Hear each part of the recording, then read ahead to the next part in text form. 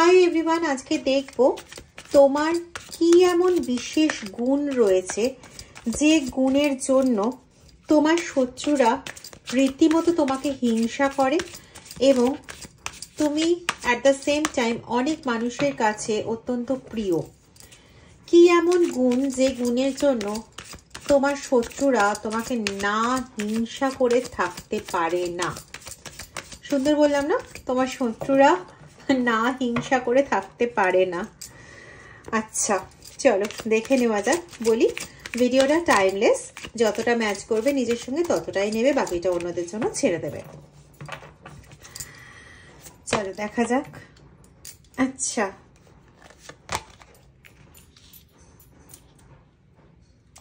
Nothingness, একটা জিনিস ভালো করে লক্ষ্য করো, নাথিংনেস যেটা বলা হয়েছে সেটাকে কিভাবে লেখা রয়েছে? নো থিংনেস। পার্টিসিপেশন,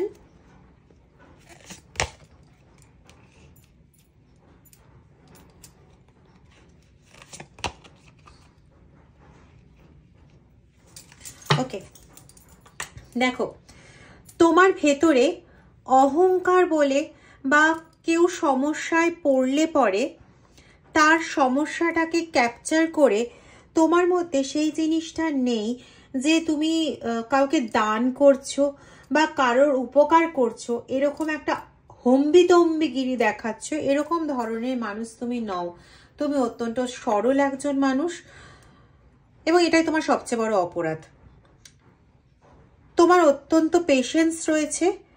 কোনো রকম সমস্যার মধ্যে পড়লে তুমি সেই সমস্যা থেকে পালিয়ে আসো না, সেই সমস্যায় তুমি পার্টিসিপেট করো। প্রচণ্ড ধৈর্য ধরতে জানো তুমি, এবং অন্য কেউ যদি সমস্যায় পড়ে সেক্ষেত্রেও তুমি তার সেই সমস্যায় পার্টিসিপেট করো, সেটাকে নিজের সমস্যা বলে মনে করো এবং সেখানেও ধৈর্য সহকারে ধীরে ধীরে ঈশ্বরের গাইডেন্স নিয়ে এবং নিজের অন্তর্দৃষ্টিতে যে গাইডেন্স আসে, নিজের ইন্ট্রোস্পেকশনে যে গাইডেন্স আসে, সেই গাইডেন্স দিয়ে তুমি জায়গাটাকে ফুল ক্রস করার চেষ্টা করো। তো এটা হচ্ছে তোমার সবচেয়ে বড় বিদ্যা। সেকেন্ড দেখে নেব অর্ডিনারিনেস। এখানে যেটা বলেছিলাম দেখো, ক্ল্যারিফাই করছে এটা। ক্লিঙ্গিং to the past, okay. Friendliness,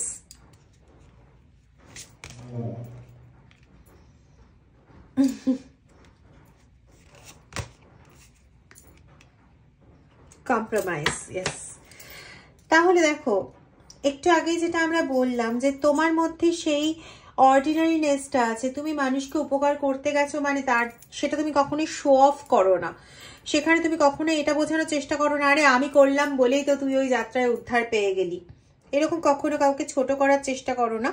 আর এটা হচ্ছে তোমার সবচেয়ে বড় মহত্ব, আর এখানে তুমি সবচেয়ে বড় ঝামেলায় ফাঁসো। তুমি চিরকাল ধরে এই একইভাবে বরকরার রেখেছো নিজেকে, মানে তুমি ধৈর্য ধরে নিজের গতি স্লো করে নিজের কম্প্রোমাইজ করে প্রচন্ড ভালোবেসে বন্ধুত্বপূর্ণ ওয়েতে চলে তুমি যার সমস্যা সেই সমস্যার সমাধান করেছো। এটা আগেও করেছো এবং করে তারপরে তুমি ঝামেলায় জর্জরিত হয়েছে, তোমাকে লোকে কটু কথা বলেছে, তুমি কিছুই করনি, এরকম অনেক কিছু শুনতে হয়েছে, কিন্তু তবুও তুমি তোমার এই অ্যাক্টিভিটিটাকে ধরেই পড়ে রয়েছো। তুমি এই অ্যাক্টিভিটি থেকে এতটুকুও সরনি, মানে তুমি কখনো এটা করোইনি যে ও আমি তো করলেও খারাপ, না করলেও খারাপ, তো আমি করবোই না, বা আমি কারো ঝামেলার মধ্যে যাবই না, এরকম ভাব তুমি রাখোইনি এবং তুমি এরকম ভাব রাখতে পারবেও না। তুমি এমনই একজন সাইকিক পার্সন, তুমি এমনই একজন হিলার, সবচেয়ে বড় কথা তুমি এমনই একজন সরল মানুষ যে অন্যের দুঃখে যার মন কাঁদে, ঠিক আছে?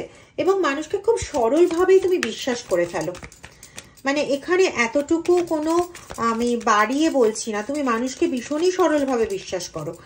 আর ব্ল্যাক ব্ল্যাক এবং পুরো ফাঁকা অংশ।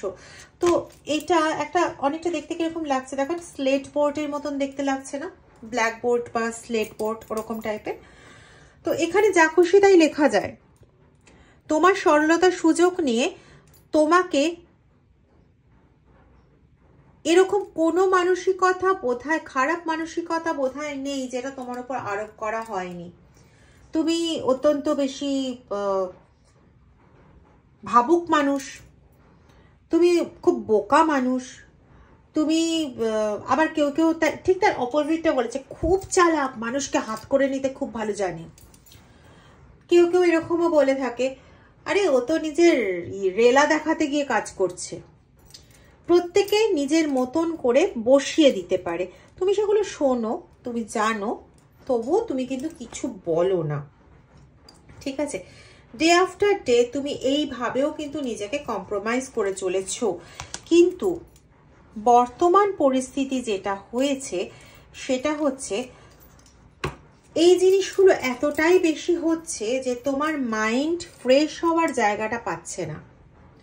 মানে তুমি একটা শুনলে, মাইন্ড ফ্রেশ করলে, তারপরে আরেকটাতে এগোলে, ইটস ওকে, বাট তুমি শুনলে মাইন্ড ফ্রেশ করার আগে নতুন আরেকটা অ্যাটাক তোমার উপর। এরকম করে পরপর অ্যাটাকগুলো এত বেশি হয়ে গেছে যে তুমি কমপ্লিটলি পাজলড হয়ে গেছো। এখন তোমার মাইন্ড একদমই চলতে চায় না। এতে কি হয়েছে, তোমাকে আগে যারা তাদের সমস্যায় ডেকে তোমাকে কাছে পেত, পাশে পেত, তুমি যাদের জন্য সহায়তা করতে পারতে, তুমি এখন সেটা করতে পারছো না। আর এর ফল মানে এর যে রেজাল্টটা, সেই রেজাল্টটা মুখোশের আড়ালে তোমার সামনে ভালো ব্যক্তি সেজে আসছে, তোমার সামনে এসে বলছে, আরে ওরা বুঝতে চাইছে না, দেখ তোর ব্যাপারটা কিছুতেই না বুঝতে চাইছে না, তুই তো নিজে এত সমস্যার মধ্যে পড়ে গেছিস, এই জন্য তুই এখন কিছু করতে পারছিস না ওদের জন্য, আর ওরা কেউ বুঝতেই রাজি না, আগে তুই ওদের সমস্যার সমাধান করতিস, ভাবছে যে তোর নিজের কোনো সমস্যা নেই, এরকম বলে তোমাকে প্যাম্পার করছে, তোমার সামনে ভালো সাজছে, কিন্তু এটা কমপ্লিটলি মুখোশ। কারণ তোমার সামনে এই কথাটা বলে অন্যের সামনে গিয়ে, মানে ওই যারা সমস্যায় পড়েছে, যারা অ্যাকচুয়ালি তাদের সমস্যার মধ্যে তোমাকে চায়, তারা না পেয়ে এমনি ইরিটেটেড হয়ে আছে এবং তাদের কাছে গিয়ে এরকম ধরনের কথাবার্তা বলছে, আরে ও তো রেলা দেখাতে কাজে লেগেছিল, এখন নিজের আর নাম ভাঙানোর দরকার নেই, তাই জন্য এখন নিজে ওপরে উঠে গেছে, তোমাদের দিকে ঘুরে তাকাবে কেন কাকা? তোমাদের দিকে তাকানোর কোনো ব্যাপারই আসে না। আমি জানি না কেন আমি এরকম ভয়েসে বললাম, হয়তো কারোর মানে কারোর পরিবার পরিজনের দিকে বা আশেপাশের মানুষের সঙ্গে মিললেও মিলতে পারে, বলতে পারবো না। তোমার মধ্যে যে হারমোনি ছিল, যে ইন্টারনাল পিস, যে ব্যাপারটা ছিল, যেটাতে তুমি স্বয়ং নিজে তেজোদৃপ্ত হতে, ঔজ্জ্বল্যপূর্ণ হতে, ঈশ্বরের ঈশ্বরের যে চরম যে আলোকময় দীপ্তিতে তুমি আলোকিত হতে, সেই জায়গাটা কোথাও না ভীষণ ডাল হয়ে যাচ্ছে, করুণ হয়ে যাচ্ছে, নিষ্প্রভ হয়ে যাচ্ছে, এবং তুমি সময়ের সঙ্গে সঙ্গে নিজেকে সেই ফ্লোটা করাতে পারছো না, ওই জায়গাটাতে তুমি কোথাও ব্যর্থ হয়ে যাচ্ছ, এবং এই সুযোগটা খুব ভালোভাবে তুলছে হচ্ছে তোমার শত্রুরা।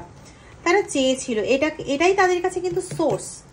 দেখো আবারও বলছি, ঈশ্বরের কৃপায়, অ্যাঞ্জেলের কৃপায় আমি কথা বলছি না, কথা বলছে হচ্ছে রিডিং, এটাই হচ্ছে ওদের কাছে সোর্স, এবং এই সোর্সটাকে ইউজ করে ওরা কন্টিনিউ তোমার সামনে এক কথা এবং অন্যের সামনে আরেক কথা বলে একটা এমন স্ট্রেসফুল পরিস্থিতি সৃষ্টি করছে যেখানে না তুমি ঘরকা না তুমি ঘাটকা।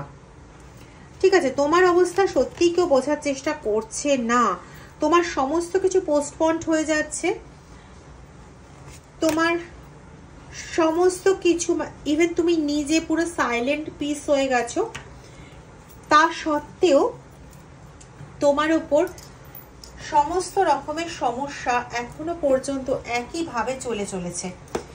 এবার এই ক্ষেত্রে এতটা সমস্যার কারণটা কি, অন্য দিক থেকে একটু ক্ল্যারিফিকেশন নেব।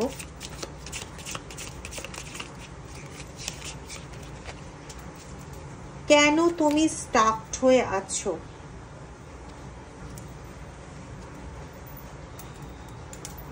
তোমাকে না এই যে এত মানুষ যে এত রকম কথাবার্তা বলছে না,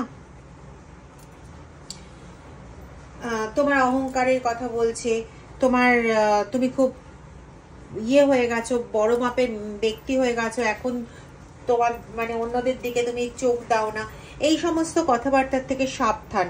বিকজ এই সমস্ত কথাবার্তা থেকে সাবধান মানে এই সমস্ত কথাবার্তা তোমার মেন্টাল স্ট্রেস বাড়াচ্ছে, ঠিক আছে? তোমার মাইন্ডের ওপর প্রচন্ড একটা এফেক্ট ফেলছে, মেন্টাল স্ট্রেস বাড়াচ্ছে। এবং দেখো কার্ড কি বলছে, ইনডিসিসিভনেস, তুমি ঠিকঠাক মতন ডিসিশন নিতে পারছো না যে কোনটা তোমার করা উচিত, কোনটা তোমার করা উচিত না। তুমি এমলেস ওয়েতে জাস্ট নিজের লাইফকে চালিয়ে যাচ্ছ, তোমার এখন লাইফে কোনো এম তুমি কাজ করাতে পারছো না, ঠিক আছে? তো এমলেস ওয়েতে তুমি চলছো এবং এই জায়গাটা তোমাকে তোমার লাইফকে ফুল চেঞ্জ করে দিচ্ছে, এই জায়গাটা তোমার লাইফকে চেঞ্জ করে দিচ্ছে। দেখো এখানে মুনের কার্ড এসছে, মুন মানে তোমার এগেন তোমার মেন্টাল হেলথকে খারাপ করছে, তুমি কোনো ডিসিশন নিতে পারছো না, তুমি ইনডিসিসিভনেসে ভুগছো। এবং এই জায়গাটা তোমার মেনলি হয়েছে জুন মাসে, এটা জুলাই চলছে, জুন থেকে মেনলি এটা প্রখরভাবে তোমার ওপর অ্যাটাক করছে, যেখানে তুমি কোনোভাবে ইয়ে করতে পারছো না, নিজেকে কোনোভাবে তুমি সরিয়ে আনতে পারছো না, যে কি বলবো মানে নিজেকে তুমি কোনোভাবে বুঝতেও পারছো না, বোঝাতেও পারছো না যে তুমি এই জায়গা থেকে কি করে সলিউশন বের করবে। বিকজ তুমি মেন্টালি টোটালি স্টাকড হয়ে গেছো, যেখানে তোমার কোনো রকম কোনো উপায় তুমি খুঁজে পাচ্ছ না যে কি করে নিজের স্টাকড হয়ে যাওয়া এই ব্যাপারটাকে কি করে সরাবে, বা কি করে তুমি আগের জায়গাটাতে ফিরবে, যেখানে তুমি মানুষের সঙ্গে খুব ভালোভাবে কমিউনিকেট করতে পারতে, তাদের প্রয়োজনে তাদের পাশে দাঁড়াতে পারতে, তুমি কি করে ওই জায়গাটা ফিরে আসবে। এই জন্য তোমার মোটামুটি পাগলের মতন অবস্থা। কিন্তু কথাটা হচ্ছে এখানে কোনো ইয়াঙ্গার ম্যানের সঙ্গে তোমার বা ইয়াঙ্গার ওমেনের সঙ্গে তোমার রিলেশনশিপ রয়েছে, সেখানে সেই রিলেশনশিপেও কিছু ইস্যু হচ্ছে, মেন্টাল স্ট্রেসের কারণেই হচ্ছে।